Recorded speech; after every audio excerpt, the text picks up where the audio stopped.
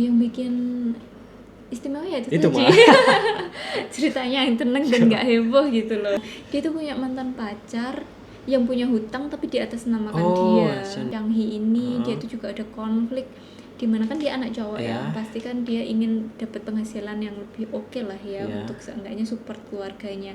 Tapi dia tuh kayak mengalami kesusahan untuk promosi. Kalau kakak sulungnya ini tuh konfliknya lebih ke asmara ya kalau mereka mencari kebebasannya masing-masing atas bebannya masing-masing. Iya, menonton untuk mengasah dan mengolah rasa.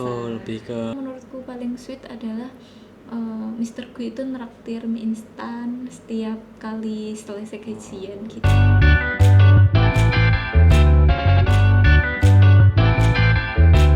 Halo semuanya, kembali lagi dengan saya Jo dan partner saya Sam di channel Jam Pulang. Channel ini disusun, diproses, dan diproduksi setelah jam pulang.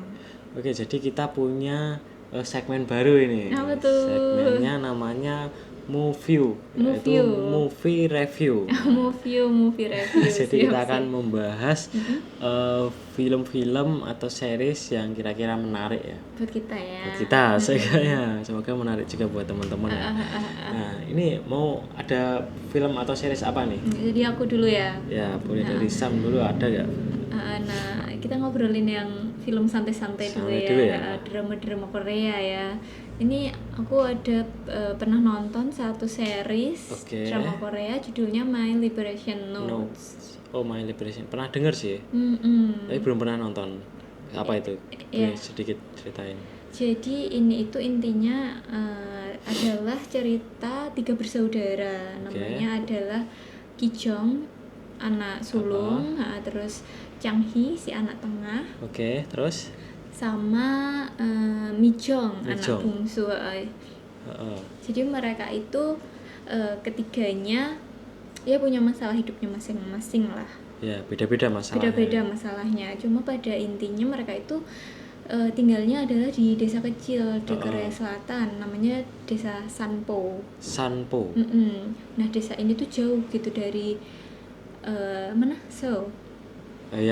Seoul. Apa nggak tahu pengucapannya gimana? Ya, Seoul. Nah, gitu ya. Nah, sama seperti drama-drama Korea lainnya, ya dimana orang-orang itu kayak membesarkan mimpinya di kota Seoul ini lah. Mereka itu juga kayak gitu. Mereka kerjanya ya di Seoul. Jadi mereka itu menghabiskan banyak waktunya untuk perjalanan dari desa Sanpo ke Seoul, ya dimana perjalanan itulah yang justru bikin hidup mereka tuh kayaknya membosankan gitu, karena mereka lama banget. Kebanyakan di jalan ya? Iya benar, kebanyakan di jalan. Nah, selain 3 bersaudara ini, muncullah ada satu tokoh lain, namanya adalah Mr. Gu. Nah, Mr. Gu ini adalah petani yang bantu ortunya mereka untuk menjaga kebun ya, ladang. Nah, Mr. Gu ini petani sebenarnya dia. Iya, sebenarnya bukan petani sih, cuma di sini dia aja. Iya, benar. Nah, karena kedatangan Mr. Gu ini, kehidupan mereka pun ya otomatis ikut berubah lah ya, sedikit demi sedikit karena adanya orang lain ya. Terus cerita ini itu juga cerita yang dikembangkan dengan tenang sih menurutku. Dengan tenang? Gimana maksudnya? Jadi itu nggak terlalu banyak konflik yang berarti ada konflik tapi nggak terlalu yang tinggi-tinggi amat gitulah. Terus ya ceritanya di sini tenang-tenang gitu aja sih. Ini kan ceritanya tentang tenang, nggak banyak konflik. Nah, terus bagi Sam ini apa yang membuat drama ini lebih menarik atau lebih istimewa dibanding drama lain? Nah, drama ya yang bikin istimewa ya itu tadi. Ceritanya yang tenang dan nggak heboh gitu loh, ya kan? Jadi itu kayak lebih relevan di kehidupan kita sehari-hari. Lebih relate. Karena kan kayak kehidupan sehari-hari kan kita juga tipe orang yang kecenderungan orang lah juga menahan diri kan, kalau ada masalah juga ditahan, dipendam kayak gitu. Bahkan di film ini itu pakaian-pakaian yang mereka pakai itu kayaknya itu aja relevan. Jadi pakaiannya itu juga dipakai berkali-kali, nggak cenderung kayak film-film yang fancy pada umumnya. gitu. Oke. Jadi aku cukup menikmati sih. Terus kalau dramanya setenang itu apa dong konfliknya kalau gitu? Iya sih, sebenarnya ada konflik. Oh, ada. Sebenarnya ada konflik, tadi terlalu disimplifikasi aja ya. Oke, apa sebenarnya itu? ada konflik kayak misalnya Micong. Micong ini tuh adalah si anak bungsu ya tadi ya. Bungsu ya, Micong. Nah, dia itu sebenarnya itu adalah orang yang sedang menghadapi masalah terlilit hutang karena dia itu punya mantan. Judul? Oh, bukan. Dia itu punya mantan pacar yang punya hutang tapi di atas namakan Oh, dia. kasian banget ya. Jadi kasian banget. Jadi sepanjang dia bekerja itu cuma untuk bayarin hutang dari mantan pacarnya itu. Terus ada juga si kakaknya yang Changhi ini, dia itu juga ada konflik, dimana kan dia anak cowok ya, pasti kan dia ingin dapat penghasilan yang lebih oke lah ya, untuk seenggaknya support keluarganya. Tapi dia tuh kayak mengalami kesusahan untuk promosi. Jadi dia tuh kayak sering kali kena tikung rekan kerjanya. Terus pernah juga dia berusaha bikin usaha tapi juga nggak seberhasil itu. Nah, terus kalau si kakak sulung ini juga nggak lepas nih dari konflik juga. Kalau kakak sulungnya ini tuh konfliknya lebih ke asmara ya kalau menurut sudut pandang saya ya, karena kakak sulungnya ini tuh terhitung sudah usia dewasa lah ya, sudah usia matang, karena teman-teman sepantarannya itu udah punya anak yang cukup gede gitu. Sedangkan dia belum menikah. Terus akhirnya ya dia masih mencari-cari pasangan hidup tapi juga belum ketemu juga. Jadi sebenarnya masing-masing tuh punya keresahannya sendiri-sendiri ya, iya, punya masalahnya sendiri-sendiri. Dan kayaknya malah masalahnya tuh relate dengan kehidupan orang-orang ya. Iya benar, kayak benar-benar manusia nyata gitu. Iya ya. Oh, mungkin itu yang bikin orang tertarik untuk menontonnya ya. Iya benar. Untuk menonton dan mengikutinya terutama ya. Jadi ceritanya tuh sesuai dengan judulnya berarti ya, My Liberation Notes ya kan judulnya. Jadi mereka mencari kebebasannya masing-masing atas bebannya masing-masing. Iya benar banget. Jadi tuh kan memang ya nggak bisa dipungkirin ya, semua manusia tuh seringkali terbelenggu sama ekspektasi orang lain ya, kayak kamu bekerja kamu harusnya punya banyak tabungan. Terus kayak kakaknya yang Changhi ini, kamu cowok harusnya kamu punya jabatan ya kan. Terus yang kakaknya yang Kijong itu ya kamu udah usia segini harusnya udah punya anak lah, udah menikah lah. Nah disitulah mereka tuh kayak berusaha untuk membebaskan diri dari ekspektasi orang lain ya, bisa untuk tumbuh dan berkembang sesuai dengan ekspektasinya sendiri ya. Gitu. Oke, jadi kan tadi dijelasin ada 3 tokoh utama ya, 3 bersaudara itu ya. Selain itu ada Mr. Gu. Oh iya benar. Tadi kan disebutkan ya. Itu perannya itu apa Mr. Gu ini? Nah, Mr. Gu ini tuh sebenarnya perannya tuh lebih condong untuk ke Micong ya. Micong. Iya, si anak bungsu ya. Jadi Mr. Gu ini tuh walaupun pria yang digambarkan misterius, pendiam, walaupun sedikit pemabuk ya, tapi ternyata dia itu bisa jadi sandaran tempat ceritanya Micong yang tadi itu sedang terlilit kasus hutang yang sebenarnya membebani dia, dan dia tuh terlalu malu atau mungkin terlalu gengsi untuk cerita ke orang lain atau ke keluarganya gitu. Nah si Changhi ini kan juga sebenarnya punya masalah ya, dia kan merasa terbebani sebagai anak laki-laki satu-satunya ya. Sementara dia tuh kayak belum bisa meraih apa-apa lah menurut sudut pandangnya dia.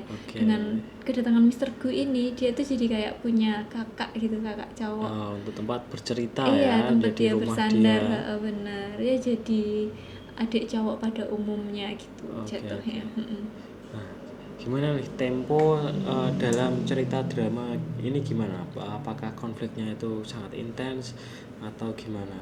Nah ini tuh sebenarnya menurutku ya terhitung sebagai drama yang temponya lambat ya? Iya, kalau dibandingkan dengan, karena ini series jadi memang bisa dibikin selambat ini ya, nggak kayak film. Kalau film kan harus temponya lebih cepat karena memang karena memang waktunya lebih sedikit. Jadi ya terhitung film yang lambat karena dia itu lambat dan konfliknya itu nggak terlalu menggebu-gebu, nggak penuh dengan teka-teki.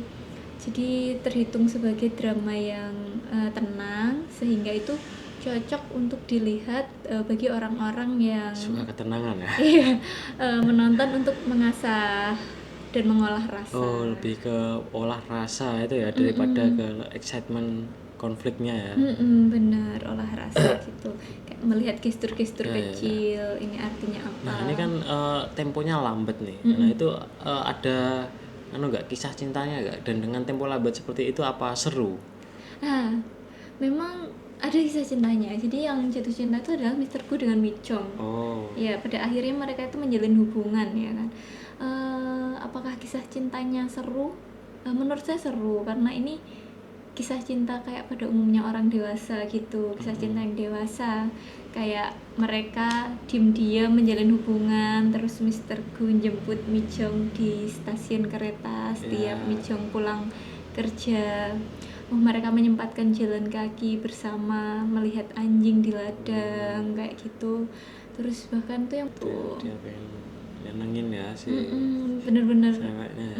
Bener-bener kayak sederhana tapi wujud kasih gitu kayak. Nah ini kan di drama itu kutipan favoritmu apa? Quote favorit deh. Kata-kata hari ini ya. Sebenarnya ada sih, tapi itu kayak agak cringe sedikit. Cringe ya, agak cringe gak sedikit apa-apa. gitu. Nah, ini nih, Wijang tuh pernah bilang gini ke Mr. Gu, tolong sembah aku, itu satu-satunya cara agar aku bisa merasa bahwa aku berharga. Sebenarnya kayak agak sedih ya, karena dia bilang itu satu-satunya cara agar aku bisa merasa bahagia. Berharga. Itu ketika dia aku mau dengar kata-kata itu nggak menakutkan, tapi malah iba ya, lebih ke iba dan kasihan terhadap yang bilang seperti itu ya. Mungkin karena histori masa lalunya dia ditinggal mantan pacarnya dengan hutang kayak gitu. Itu satu-satunya cara agar aku merasa bahwa aku berharga. Jadi di mata dia itu hal yang paling tinggi yang bisa dilakukan. Iya, itu hal yang paling tinggi yang bisa dia dapatkan.